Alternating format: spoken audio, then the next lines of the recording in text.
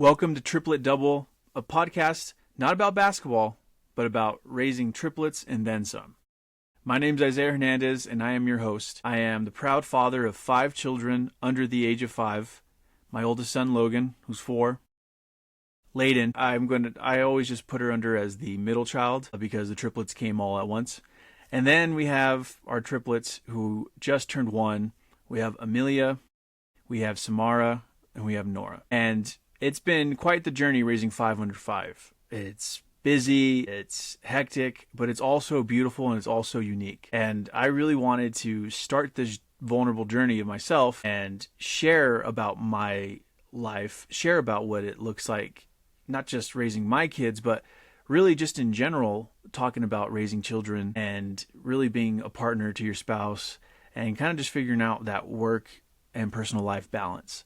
I really want to cover it all. But ultimately, this is going to be about raising kids. And so if you are a parent already and you have, whether it's a singleton, you have twins, you have triplets, quadruplets, the list goes on. I want this to be a resource for you all. I want this podcast to be a resource for you guys. And not just parents, also expecting parents or those who maybe kind of want to get a little bit of an insight of what people's day-to-days are as they are raising their kids and, how busy it looks. Everyone's life and everyone's circumstances are unique. Nobody's is the same. And I think just having this podcast in general would be of value because I see it. I see people need resources. I see people have questions. And I had questions. And I wish I would have reached out and asked sooner than later. And so this is what the Triplet Double podcast is about. Hence the name, Triplet for the girls, and then Double for my 2 older singletons. And so I just really appreciate you all being here, listening in. And what I want to do for this premiere episode is I want to get into the beginning of when we found out about the triplets. So hang tight, sit back, and thank you again for being here. So let's get into the beginning. This is not the beginning of parenthood, but it's going to be the beginning of our triplet journey. So in 2024, my wife, Elizabeth, she gave birth to our triplet girls. We had all girls, Amelia, who's baby A, Samara, baby B, and Nora, baby C. And this was what their actual medical label was through Kaiser. And this was actually the birth order as well. Amelia came out first, Samara came out second, Nora was last. But before we get into all that, let's go back a little bit and let's talk about when we found out we were pregnant. So in 2023, August of 2023, we found out Elizabeth was pregnant. Now, I'm going to be 100% genuine here, and I'm going to share real life what I was feeling at that time. I'm not this super cool, calm, collective person who always keeps it together because I don't. There's a lot of times where, this journey of parenting and just in general of life has put a lot of pressure on me. And I think everybody feels that. But it's just about powering through, and it's about lifting yourself up and not sinking there. When this happened with our 3rd pregnancy, I was already in a rut. I don't remember what it was about. I know it was work related, but I was stressed, and I was not in a great place mentally that week. And so, Elizabeth and I are sitting in bed after we got Logan and Layden asleep, and we're sitting in bed, and I'm one of those people who are just, if I'm not feeling okay, I'm like quiet. I kind of cut myself off. And so I'm quiet. I'm in a funk. Elizabeth knows I'm in a funk. And I really don't remember why I was in a funk. I knew it was something about work. I believe that was probably the only reason I was at that time. And trust me, if I did remember, I would tell you.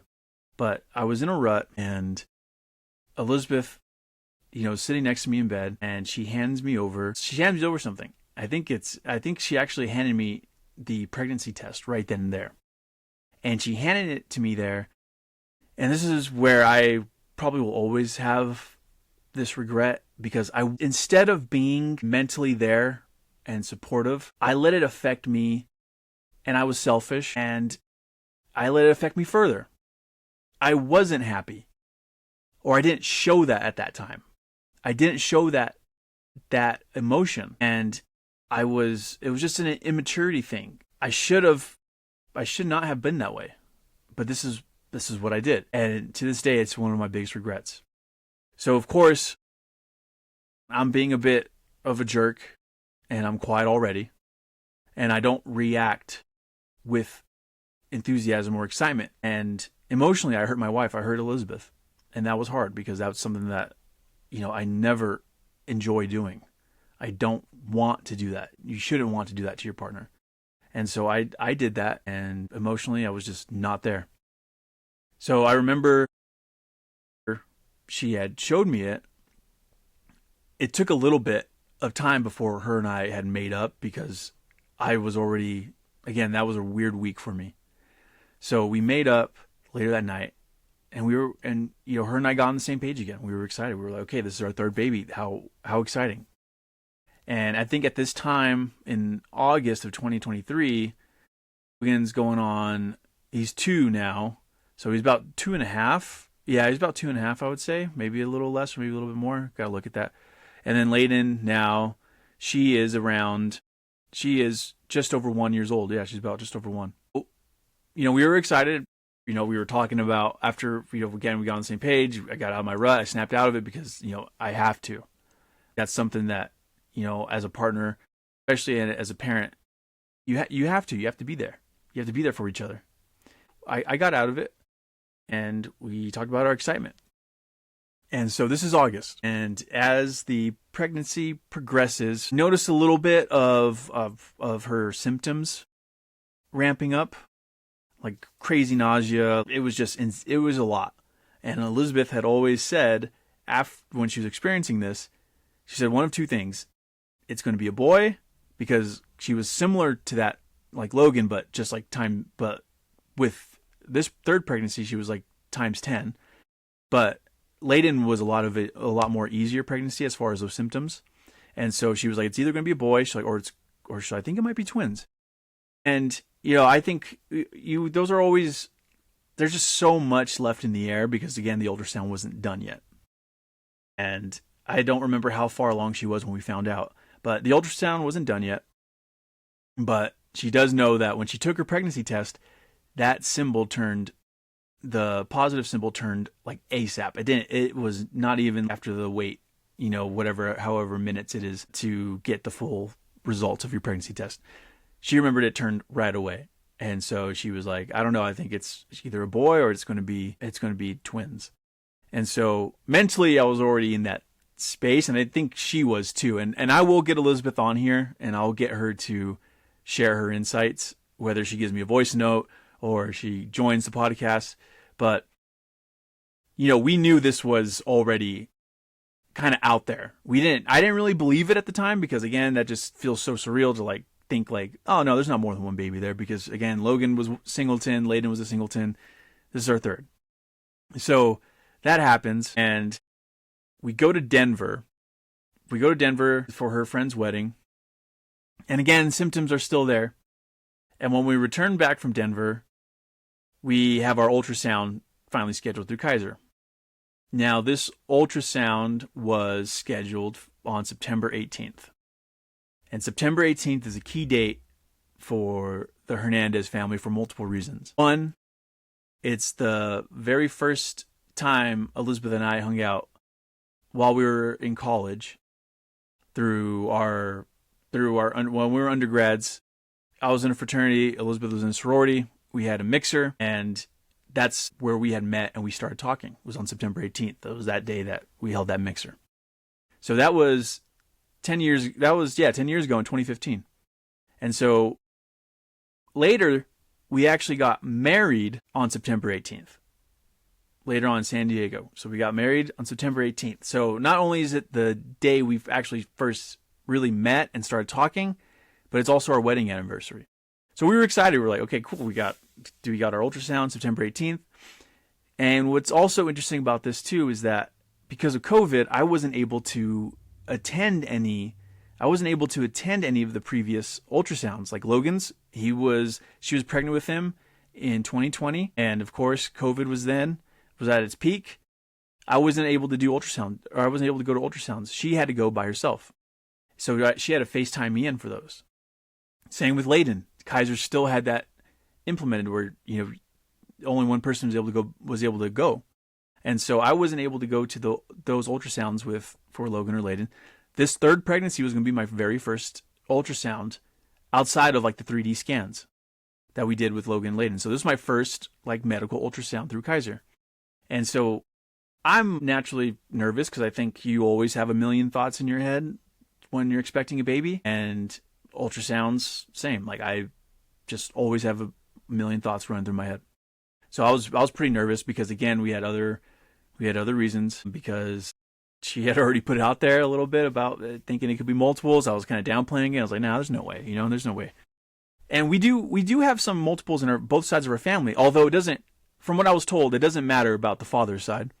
It's maternal. The mother's side determines the multiples factor. I mean, I could have a twin brother and that wouldn't really affect anything.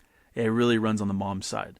So she does have twins on her side, although they are distant. They're not first cousins or siblings, but she does have twins on her side. They're like third cousins, I believe. And so, the possibilities there just seemed very little. It didn't really seem that high, especially through spontaneous, like how we did. So we have our appointment scheduled, and it's September 17th. And Elizabeth texts me. She texts me a screenshot that she looked on Google because, again, her symptoms were ramped up. She texts me a screenshot that basically supported what her thoughts had said. And you don't believe everything you read on Google, right? But for the most part, when you do get these kind of like, when Google, you put in your little search result and you ask the question, it spits out an answer and kind of highlights like that top answer that is found on Google. So it highlights that top answer. I forgot the website's name, but I have the screenshot of the text message, and on there, the screenshot says, hey, women who experience like symptoms, like women who are expecting twins or multiples, they have more like diarrhea-like symptoms. And so she texted me that screenshot and she said, it's totally happening, ... And that was at 5:12 p.m. the day before the ultrasound. Again, I don't remember what I was feeling when I got that text message, but I did look through our phone to kind of go through some of the archived texts from that time 2 years ago to look at what we had sent around then. So September 18th, the next day comes around. My mom, she grabs the kids, watches them at our house. Elizabeth and I go to the ultrasound. Again, I already know. I remember just being super nervous. Just again, it's my first ultrasound I was able to attend, especially so early because I usually watched when we did the 3D scans. It was later on when the babies were much bigger. So we get to Kaiser, we do our ultrasound, and there's 2 ultrasound techs there, and they're doing the gel, putting everything over Elizabeth, and as she's doing the ultrasound, which again I think I got to remember, and you guys will probably know better than me because I feel bad I don't remember this on the spot. I believe it's not the over the stomach ultrasound that you typically get later on, because again the baby's so small. It's like the first, like I think that Elizabeth was only like around, she had to be in around like I think 10 to 12 weeks sounds accurate. Yeah, about 10 to 12 weeks sounds accurate, I think, when she got that first ultrasound. I'll have to double check. But anyways, so she gets her ultrasound going, and right away the tech's like, do twins run in your family? And Elizabeth and I are like, I'm sitting next to Elizabeth while she's, they're performing the ultrasound. And we're like, kind of? And she's like, well, it's twins. And right away, we just kind of like started like laughing a little bit, like excited. You know what I mean? We're just like, oh, wow. Like I just was like, holy crap. Like it happened. Like it was that was a big deal. Like I remember it being such a big deal. And we're like, okay, it is twins. Like she was right. Like the signs were there. Everything was leading up to it. And, Elizabeth was really in tune with her body. So she just felt like, hey, this was just so different. And to finally get that answer after we waited a couple weeks was just like, oh my gosh, like, holy crap, it is twins. And so she's still going, doing her ultrasound, and we're just like, I wish I can remember some of the jokes we were trying to say, to make us feel better, and, just about the excitement we're feeling. And then a little bit of the bombshell happens after this, because I get this question asked all the time, especially when we found out. Everyone wanted to know how it was when we found out about the triplets. And so the text still going through, and then she's like, actually, there's a third baby there. And we were like, what? Like, and she's like, I'm not kidding. And we're like, and I remember my heart sank. And I'm sure Elizabeth did too. We were just in utter shock. She's like, the text, like, it's triplets. And we were just like, holy crap. Didn't really know what to kind of think. We were just like, I've seen twins. I've met twins. I've known people who've had twins. I have cousins who have twins. But I've never met anybody who had triplets. Nor have I met any triplets in my life. And it was just like a complete bombshell, because we were like, holy crap, we did not ever expect or even throw out there that it could have been triplets. And that was probably one of the biggest shocks of my life. And I'm sure it was in Elizabeth's too. And so right away they're like, hey, this is going to be a high risk pregnancy, because of course it's more than one baby. It's always going to be a high risk. Twins is considered high risk. Of course, triplets is even higher. And then some, right? When you get to more babies than two or three. And so we called our family, told everybody, dropped the news. And I remember I got home.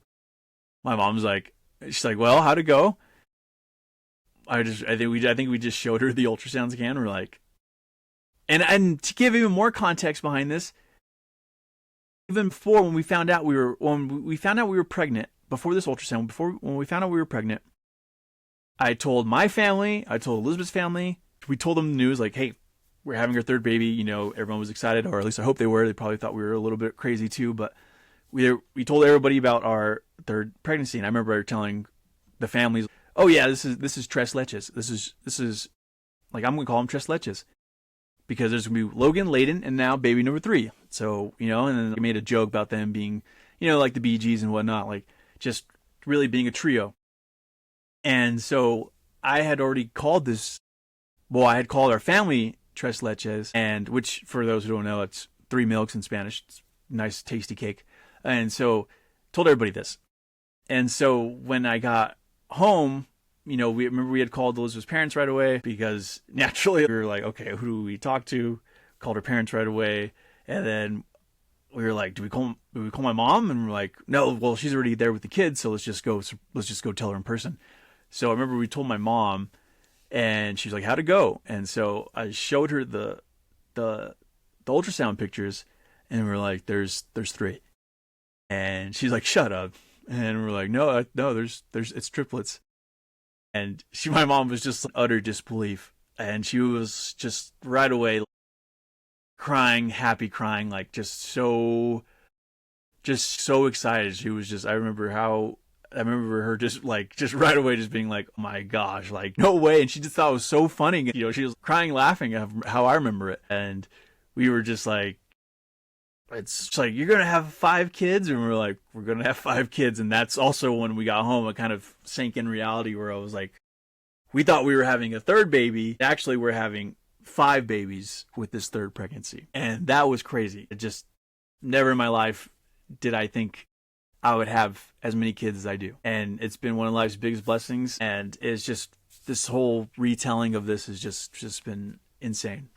So we're there back home, and, I call my family. I already told my mom, already told Elizabeth's parents, called my dad, called my stepmom, told my grandparents, told my uncle. And then after we got it all out, we were just like, just laughing on the phone and just telling everybody, and everybody was like, what? I don't believe this. And so that happens. And then reality kind of starting to really kick in a little bit, because, I was like, got over the shock, excitement phase. And now I came back down a little bit, and Elizabeth and my mom were like, are you okay? And I was kind of just like sitting there on the couch, like, just trying to process everything in my head. Where are we going to put these babies at? How am I going to afford these babies? Everything. It was really, really intense. And I think that's natural. I think that those are natural feelings to have. I mean, whether you're expecting one or multiple, you're going to have those feelings. And I think those are okay. We're human. Like, I'm not going to pretend like I found out I had the triplets and I had it all figured out. We did not. Elizabeth and I did not have it all figured out. And you can even argue we still don't. But, we have to find a way. And so that's what her and I did. When reality kicked in and we were like, hey, we got to figure this out. Our house at this time is a 3-bed, 2-bath, 1,500 square feet or less. I think it's like 1,272. Super small house. I mean, not super small, but it's a small house, especially for 5 kids. And Logan and Layden have their own room. Elizabeth and I have our own room. So now we're like, okay, where do we put these 3 babies? And so we had time. This was September, and we had time, so we had to figure it out. How are we gonna move this around?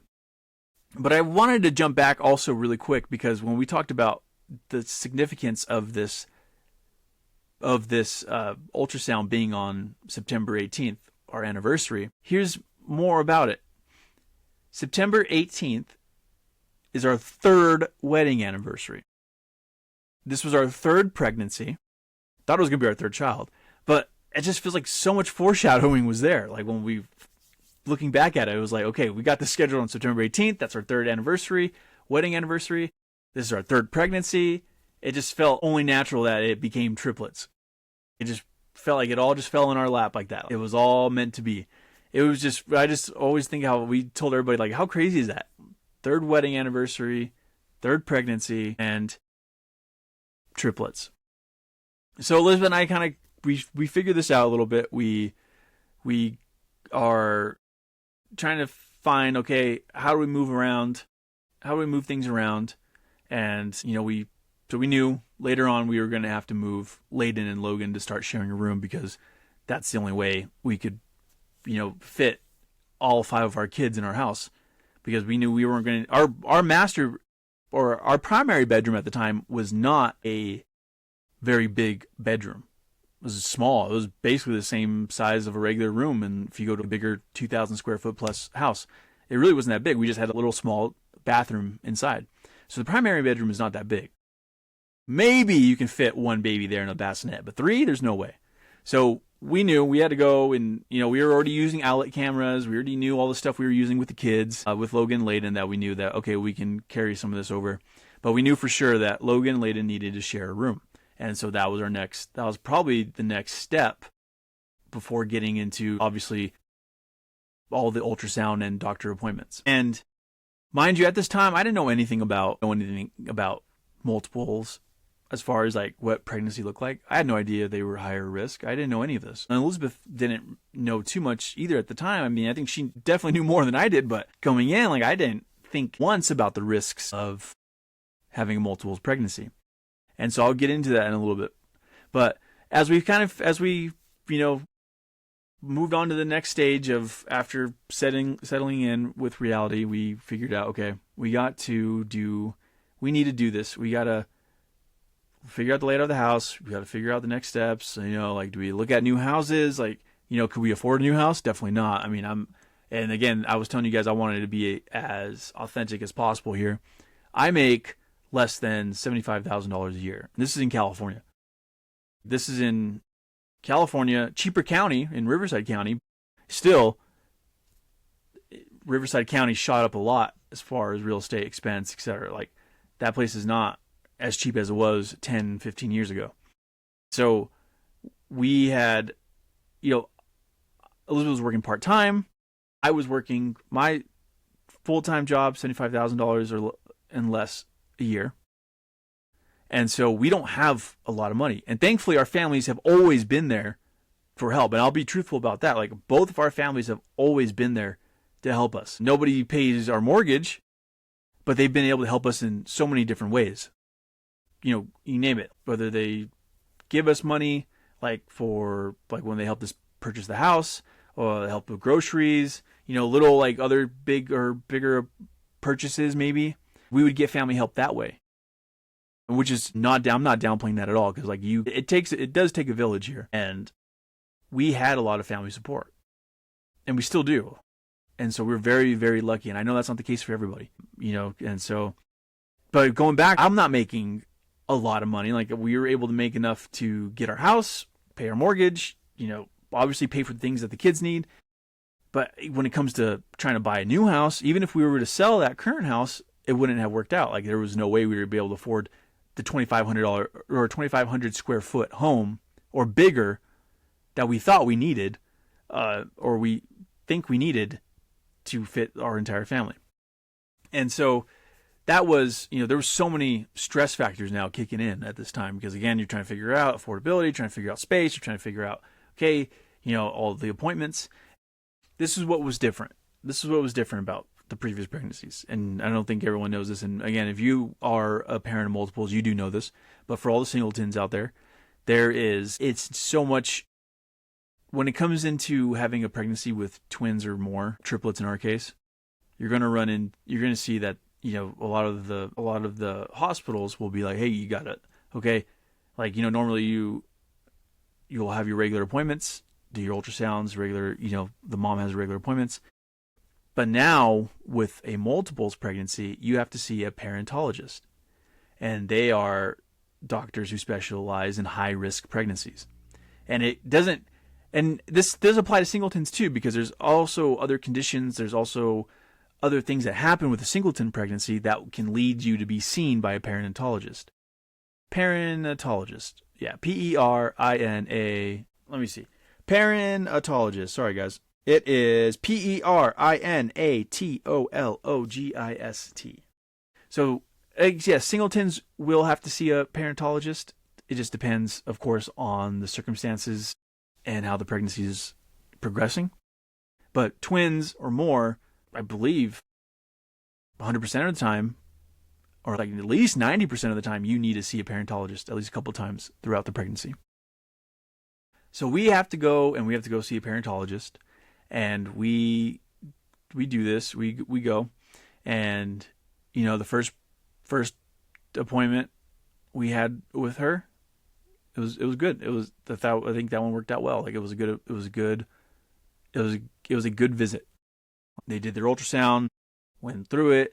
They were telling us, they were the ones that tell us, okay, baby A is, I gotta look up this again, but baby A has its own placenta. So baby A, Amelia, was by herself. She was growing by herself. Then baby B and C, they shared a placenta. So they were what you would consider most of the time are identical. So we knew Amelia was a fraternal, and we knew baby B and C, Samara and Nora, were going to be identical. And so that's where we kind of found that out. So that's where we started to get the labels of A, B, and C through Kaiser. And we didn't have names picked out yet. We were still kind of figuring out, because again, we don't even know the genders yet. So then we have that first appointment. It goes well. And, we have to drive from, at this time, we're living in Menifee, which is in South Riverside County, right next to Murrieta and Temecula. We were living over there, and we have a Kaiser, doctor office next to us, but we don't have a hospital next to us. And so we had to go for the perinatologist for those bigger appointments that obviously require a lot more resources. But we had to drive to Riverside, which is about 40 minutes from Menifee. We previously lived in San Diego, so we were like, can we go to the San Diego? It's the same distance. But because we were in Riverside County, they were like, you got to go to Riverside. And honestly, Kaiser and Riverside, nothing but great things to say about them. So we went there, and that actually, that Riverside hospital was where Logan was born. Layden came too quick, and so she ended up being born in a hospital in Murrieta. So we were familiar with Riverside already. We knew the place because, again, Logan was born there, and then we've had doctor visits for the past 2 pregnancies over there. So we get done with that first perinatologist appointment. Great. I don't remember if she shared anything about some of the risks we can run into with having triplets, but I just remember that one was a good appointment. And so at this time, I'm thinking September, October. Yeah, so this time, September, October, we were in Arizona seeing family, and we were driving, and like that last day in Arizona, we had also done pictures. We did family pictures. And so we did family pictures before, I think it was either the beginning of October. It had to have been the beginning of October. Like in the beginning of October, we did family pictures. And this is where we were going to do our pregnancy announcement. We're like, okay, we're going to do family photos, we're going to have the ultrasound pictures, and we're going to announce to everybody that we're having triplets. Because by now, Elizabeth's 3 months pregnant, past the technical safe point, right, when you would share about pregnancy, at least outside of like immediate family. And so that's what happened. So we did a photo, and we did family photos, and that's where we were going to announce it. So, we got the kids there, went to the studio, did the family pictures, got the ultrasound. Like, it was great. And then we went to Arizona afterwards while we were waiting, right, for the pictures to be done. It takes a little bit of time. And we were in Arizona. We got the photos while we were in Arizona. And on the last day when we were hanging out with family, we were like, okay, we're going to share it on social media.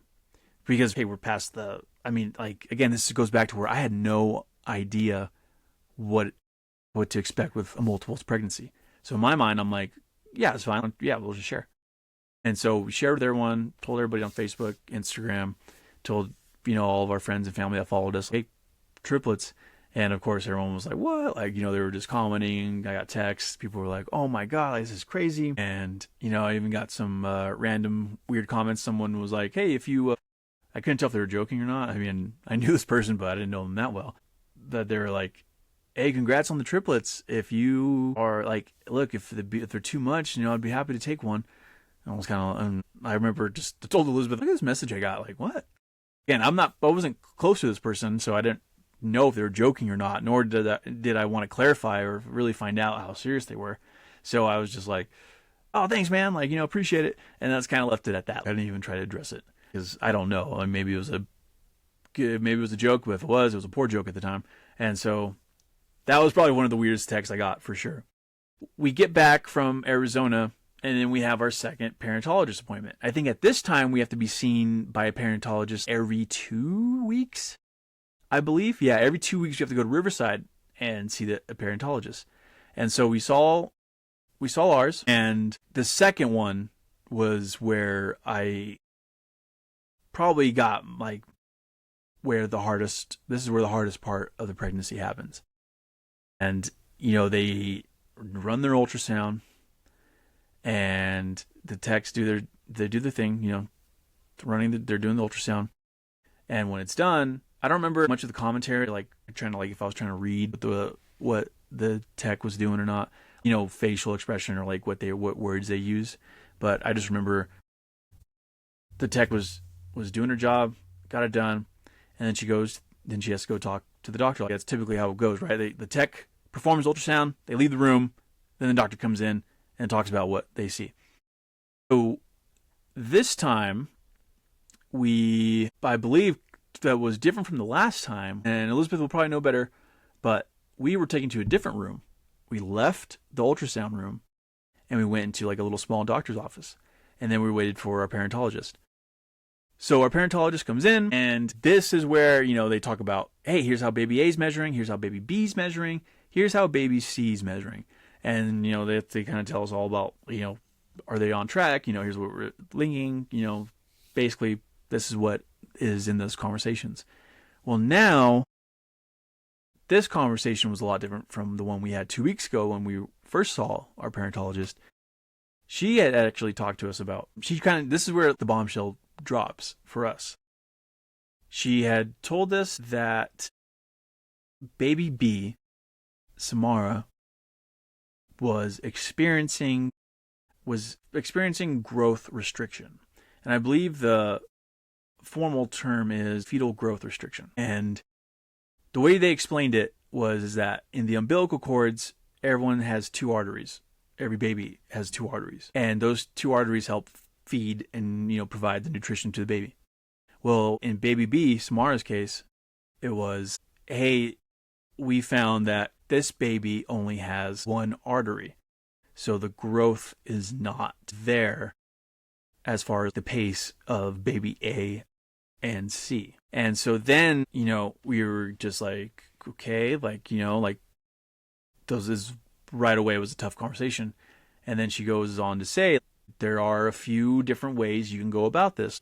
She talked to us about how there's an option of reduction. And if you don't reduce, well, here's what can happen. And a lot of what can happen is because Samara, baby B, and Nora, baby C, they shared that placenta. They weren't the highest risks of pregnancies, of twins or multiples, because again, like I said earlier, Amelia, baby A, she had her own sac. Samara and Nora shared, but they still had separation. They shared the sac, but they still had, I forgot the formal term of what that is, but they had separation, so they weren't the highest risk, because often when there's no separation there and the babies are completely exposed to each other, then I think the risk happens to where, I think they can really kind of they can not squash each other, but basically there's extremely high risk. And I forget the exact term, so I will get better, and we'll talk about that next on a later episode. But regardless, they still shared that. They still shared that placenta, and so because they did, she talked about the risks of that, right? Because it's if baby B, who's not growing as much or at the same pace as baby A and C, well, this is what can happen. It can cause trouble for baby C now. And so these are all ifs. These are all possibilities. They're not saying they didn't say it was going to happen, but I remember Elizabeth and I were in tears because we were like, what? I never even knew this was this is just my own ignorance. Never knew this was a thing. I truly never knew how high risk a multiple pregnancy is until that meeting, until after that ultrasound. And, we were just in complete shock and cried, and, we just heard the worst. And so they were like, we're just going to have to monitor, and you're going to have to come in every week now instead of every 2 weeks. You're going to have to be getting an ultrasound by us every week. Every week we'd have to drive to Riverside after that. I remember we told our friends and family, and we were just super down. I just remember just being in Elizabeth too, poor Elizabeth. It was very hard because you don't ever want to get in news like that. Even though at the time it wasn't as doomsday as it was, but in our mind we really heard was, hey, if you want to give the best possible outcome, then reduce to singleton, because that singleton would have been baby A, Amelia. And that was just that was hard to consider, really hard to consider, because Elizabeth and I are not, we are pro, to get political, we are pro-choice. We believe everyone has the right to choose. They should be able to make that decision. We are pro-choice, but we knew at this moment when that was brought up, we were we need to see what other options there are, because that's, in our mind, we didn't want to do that. We didn't want to have to reduce. There was just no way in our mind where we're okay, we need to do this. And so that wasn't all that the parentologist said that day, but that was our first real rough experience with our pregnancies, that we were that's kind of all we focused on was that. And so, we knew that there was a specialist that we could see that was really there was a specialist even more so than the parentologist that we saw at Riverside through Kaiser. And there's only there's not a lot of these people out there. From my understanding there's not a lot. You have a few. Luckily we had one in LA right there on Sunset. There's the Kaiser right there on Sunset in Los Angeles, and one of the best parentologists in the United States was out of that office. And so that's from Menifee, that's an hour and a half drive for us. When they had shared that option, hey, you could see this parentologist and you could go and get his opinion. And so right away we were yeah, we have to see what our possibilities are, what our options are. And I believe this was not the first appointment where we got this doctor's information. I think it was it was the one after this, after the bad news. So I think the following week we had our third ultrasound by the parentologist, by her team, and then she went through it. And then again, that's where after we had done the ultrasound, she had talked to us, and I think that's where she told us about the option of like, hey, you guys could talk to this doctor here, and he's one of the best in the United States, and we could put in a referral to go see him. So that's what we opted to do. We're like, we have to figure out what our options are, and so that's what we did. So we scheduled that appointment. We were able to get seen by him right away. I think not next day right away, but maybe like a week after. And so we go to LA and we go see him, and it was just another nerve-wracking experience because we're telling friends and family, or not friends and family, we're telling family, of course, what's going on. And so we get in there, he performs the ultrasound, and he's measuring everything, he's doing his thing, and he's doing it himself, and he's kind of looking at all that. He's kind of looking at, like, he's measuring everything, kind of see where it's at.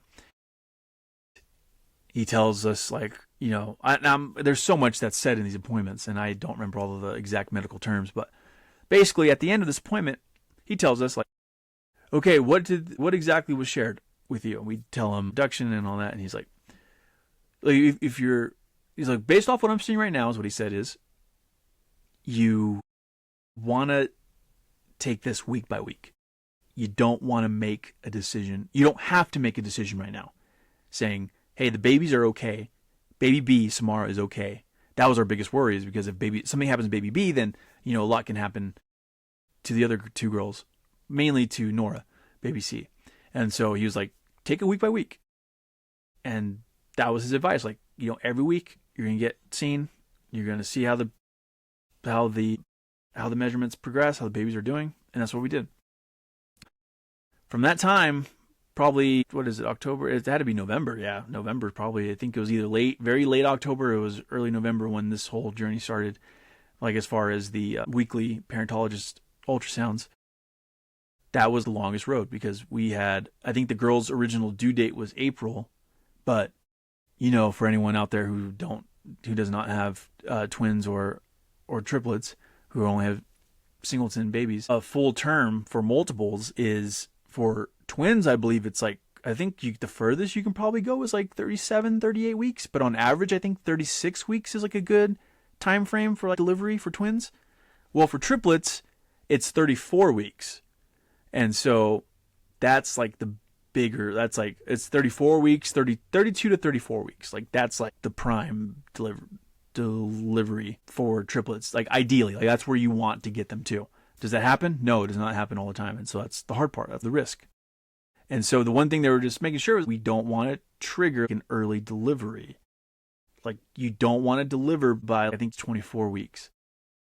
You don't want to deliver before then, because the chances of survival are going to be very, very like low. And I think it was 24 weeks is what we were. Yeah, I think 24 weeks is kind of what they were saying. That was our first milestone. It was like, okay, I don't remember. I think it was maybe 16 weeks. Yeah, maybe 16 weeks pregnant, 16, 18 weeks, I think, around here. He's like, you want to make it to these milestones, because if anything did happen to baby B, Samara, our options were going to be pretty limited as far as like, as the further the pregnancy progresses, the more dangerous your options are, because when it comes to reductions, or, when it comes to other procedures that they have. And I'm not going to get into all the different procedures, because I don't want to share it incorrectly, and anyone listening, I don't want to be wrong about that and potentially jeopardize any of you guys, because I don't know. Like, you have to be seen by a parentologist to kind of get a full understanding of all your options out there. But we knew that we had multiple options to go. And of course, option one to us was to keep all three. Like, we were like, we need to keep all three of these babies. Like, that's what we want to do. And we're going to, do everything in our power to make sure we can. And then, of course, the other options, the further the girls grow, at the time we didn't know they were girls, but the further they grow, and the babies grow, the more options kind of start to get riskier and riskier. And so we just knew, we're like, okay, well, we have some milestones we need to hit, and we just got to take it week by week. That's what Elizabeth and I said, week by week. So every week this was the longest pregnancy ever. I never look at ultrasounds the same, because every week we'd have to go in and be seen. And every week we had to just have faith that, it was going to be a good appointment. But every week we had to go see our parentologist. Every week they did the ultrasound. Every week I had to listen to all 3 heartbeats. And Elizabeth and I were just every time we drove up there, we were just like, we got to make sure we do this. We got to make sure we come out. We'll do this. We'll be okay. Like, we just had to comfort each other and say we'll be okay. And that's what we did. And so we every week went through it, waited on average takes an hour because they have to go through and measure. Not every week they have to measure everything, but still to find all 3 babies, and it's tough because baby A and baby C, Amelia and Nora, they were growing bigger and bigger. Well, poor Samara, she wasn't growing as big. She was growing, but it was just very little at a time. It was always getting a little trickier and trickier to find Samara because, again, the girls were just getting bigger and they were kind of squishing her a little bit. We took the doctor's advice, like, take it week by week. And so we just knew we had to hit 22 weeks. We hit 22 weeks. Okay, great. Then we had to make it to 24. Great. 26. Awesome. And we just knew we had to keep going we just had to hope we can keep going as long as possible. And so that's what we try to do. And so, we knock on wood, not knock on wood. I don't know why I said that because pregnancy is already done. Thankfully, we did not run into any more complications, at least nothing that was too serious at the time. I don't remember anything else that became an issue outside of, like, of course, Samara's fetal growth restriction that she was dealing with. But, they had to measure brain, they had to measure bladder.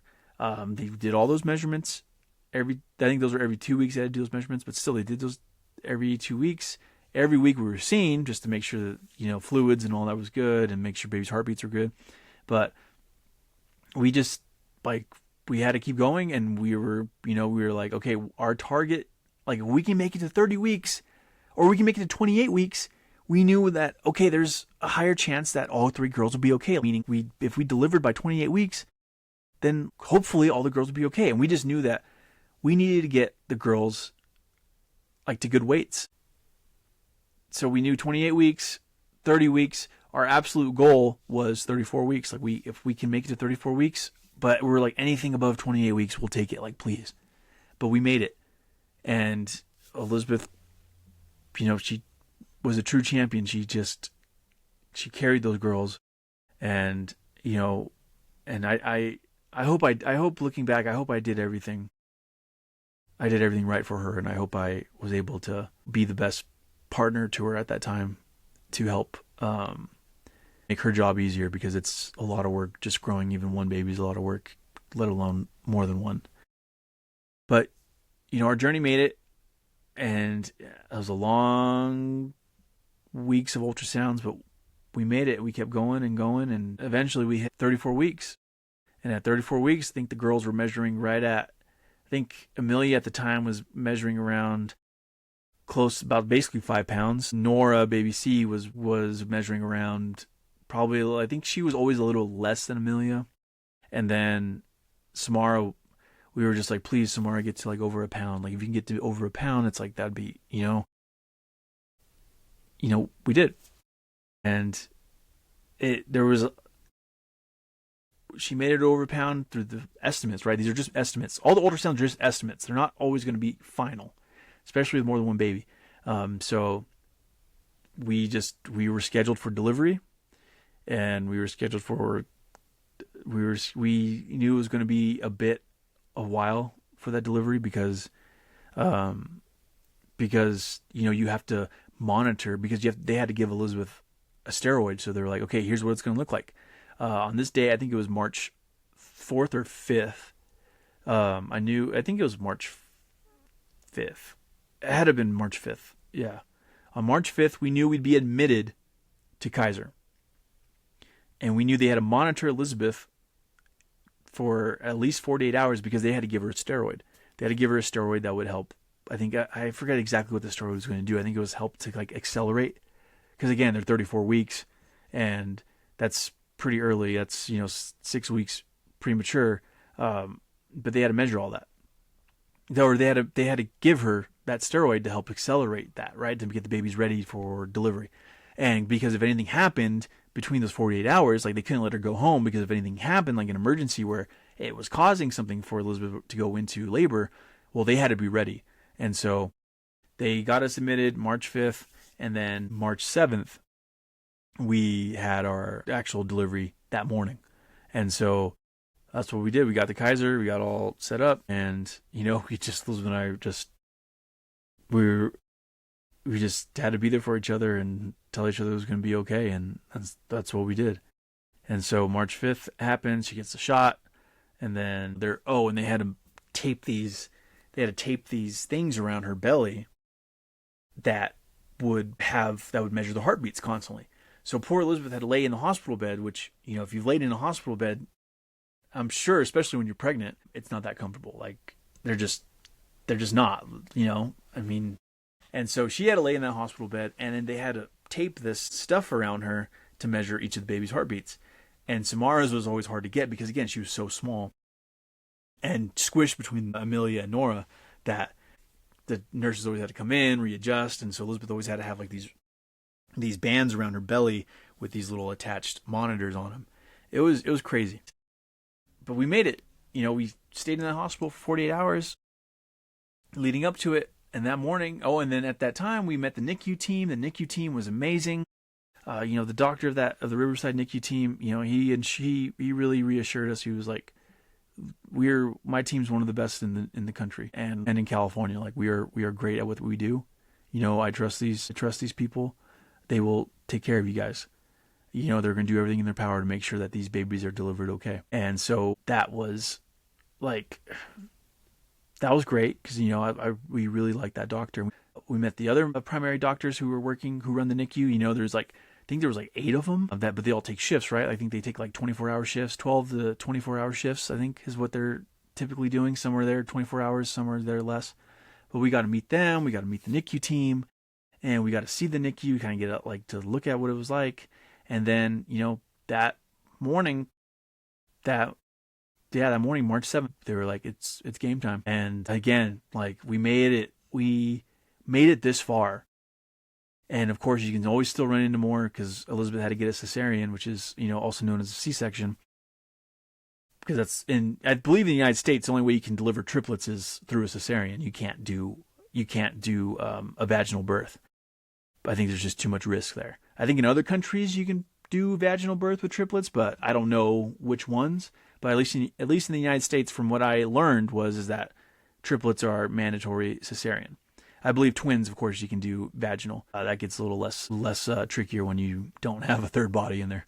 So morning comes, they get the room ready, they show me where it's at, and they're like, we got to get her prepped, and then you can come in. So I remember just waiting outside of that room, and they had to take Elizabeth back, and I saw the entire team, all these doctors and nurses. There was at least, I don't want to say 16 people in there, but there might have been 16 people, at least 10. There's at least a minimum of 10 people, maybe 16, because the reason I know this is because they had to get the doctor who was going to, of course, oversee the cesarean and, do that. And then he had his assistant doctors there with him. But then the NICU team was all there. So the NICU team, they assigned 2 to 3 nurses per baby. So I think there was 3 nurses per baby to work to make sure that they, did a safe delivery from the medical room or from the surgery room to the NICU itself.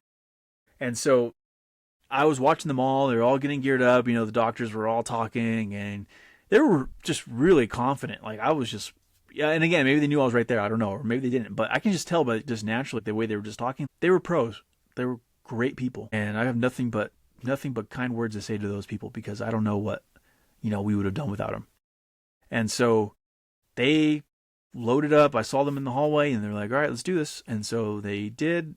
They got Elizabeth ready. They got the room ready, and then they came and grabbed me. So I was in scrubs, and I had everything ready. And I go into the room, and it's this giant. Not that giant. It wasn't. It was a good sized room to fit 10 plus people. So we got in there, and It was a good sized room, but it was all white. Like it was just lights everywhere, of course. And it was like the brightest white light room I've ever been in. And so we get in there. I get to sit down next to Elizabeth. And again, there's like 3 people next to Elizabeth to check on her. And then you got the doctors who were performing the actual cesarean.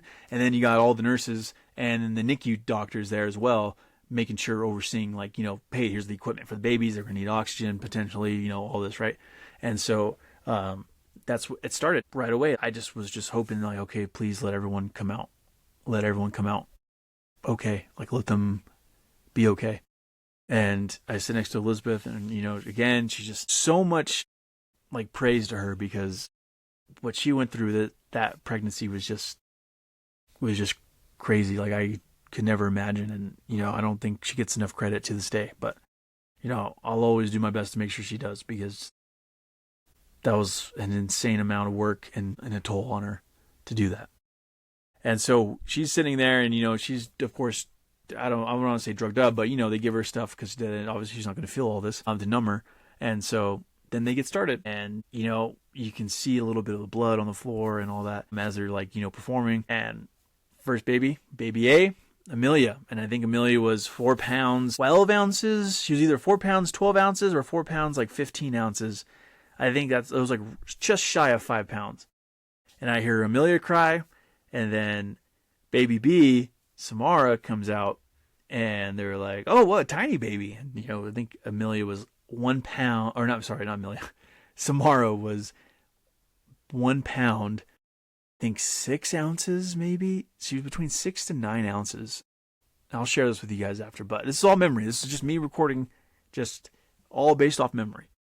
And then I hear Samara cry, and I'm just like super relieved, because I'm like, okay, that's our highest risk one. And they get Samara in.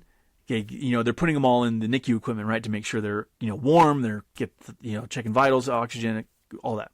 Then baby C, Nora. And I believe Nora was just shy of Amelia. I think she might have been 4 pounds, 12 ounces. But Amelia and Nora, 4 pounds.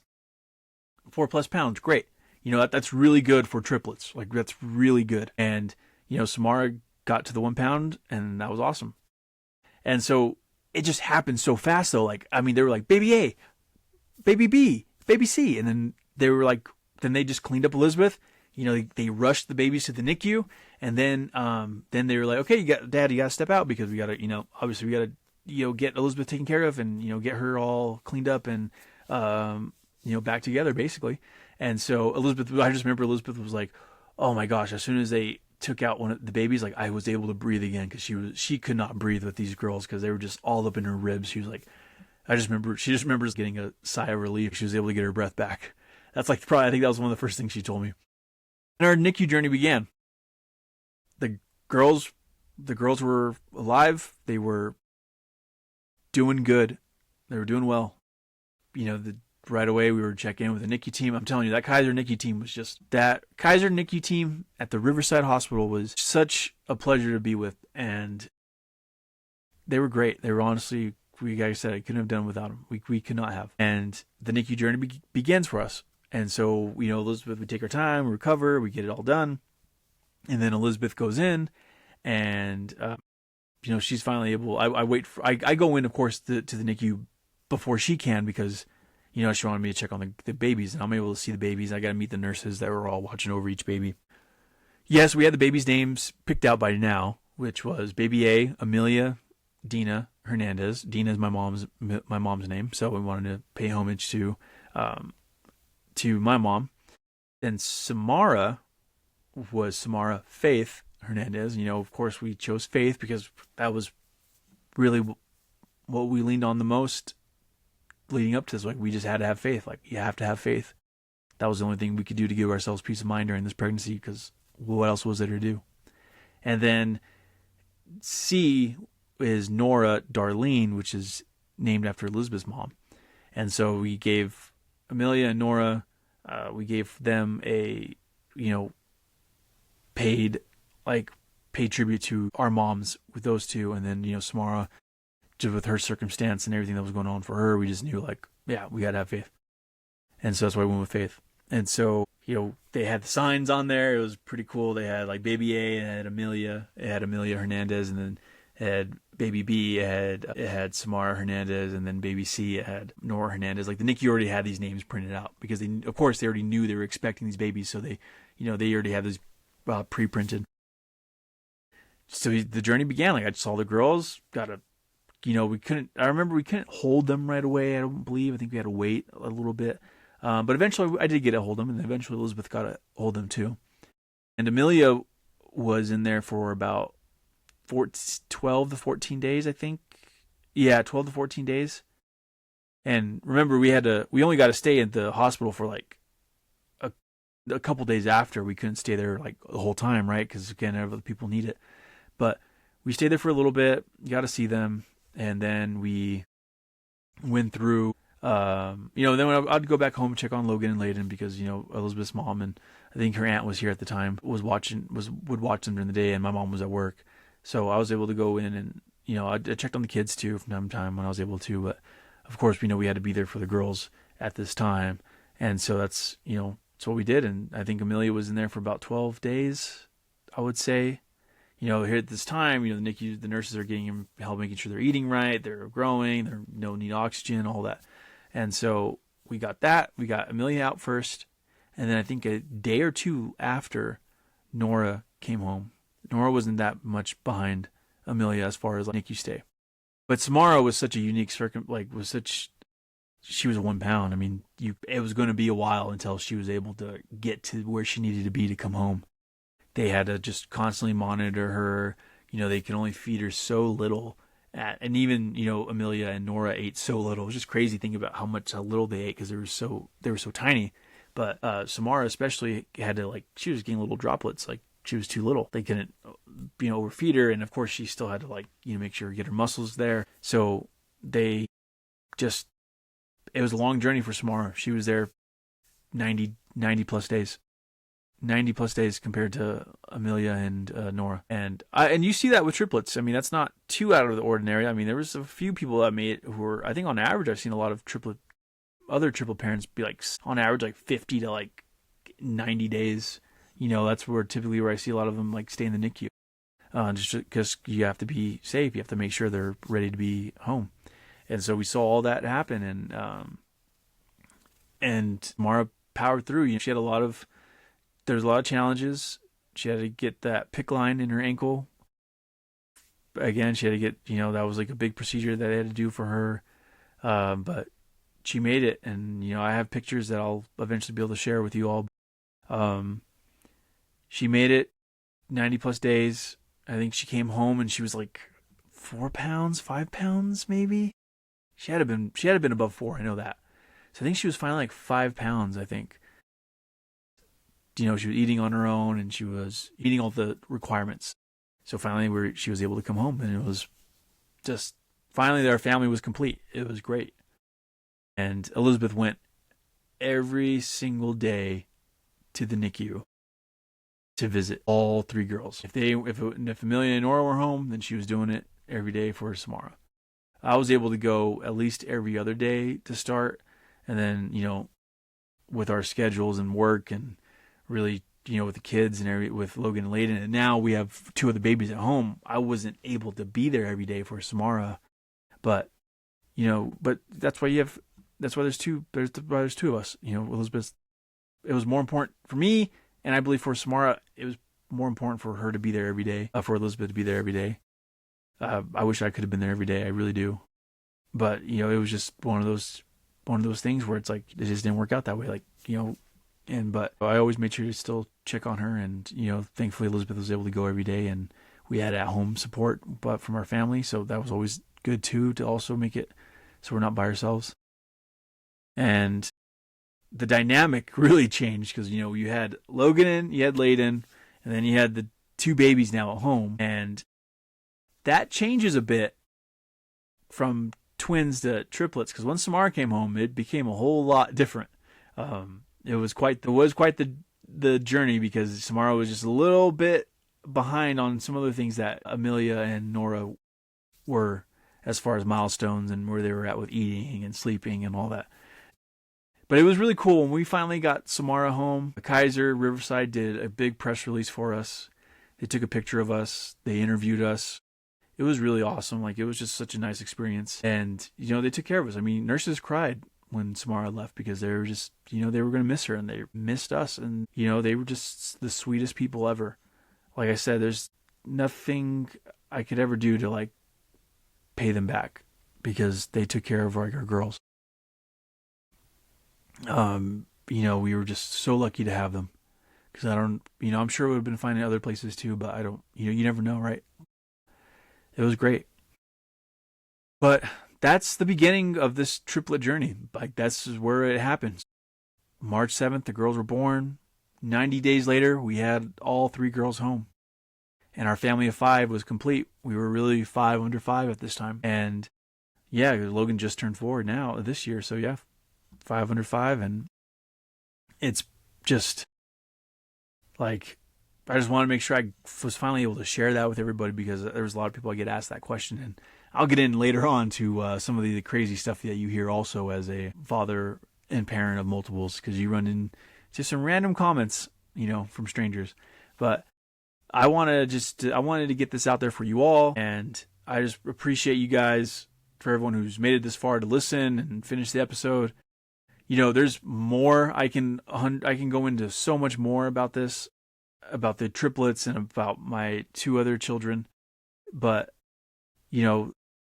just know that, like, this podcast I want this to be a resource, and I will always be genuine and authentic to everybody listening. And if you did find, like, what I shared good, I appreciate that. And I will be having more to share as well. So thank you, everybody, for listening. Make sure, if you can, just follow along. Follow me on social media. I did create channels for the podcast called, the handles are all Triplet Double. So you can find it on Instagram, TikTok, Facebook. But yeah, give me a follow on there, and more episodes to come. I'm going to try to do this every week. But that's this week's episode of the premiere of Triplet Double, podcast about parenting, raising triplets, being a partner, so much more. Thanks everybody for listening. I'll see you guys next episode.